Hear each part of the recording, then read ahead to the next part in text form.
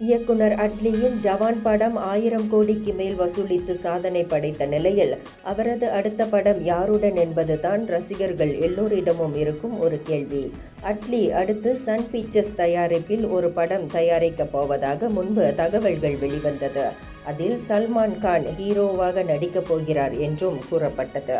ஆனால் அட்லி அந்த படத்திற்காக கேட்ட பட்ஜெட் மிகப்பெரியதாக இருந்ததால் சன் பிக்சர்ஸ் அதிலிருந்து பின்வாங்கிவிட்டதாக தெரிகிறது.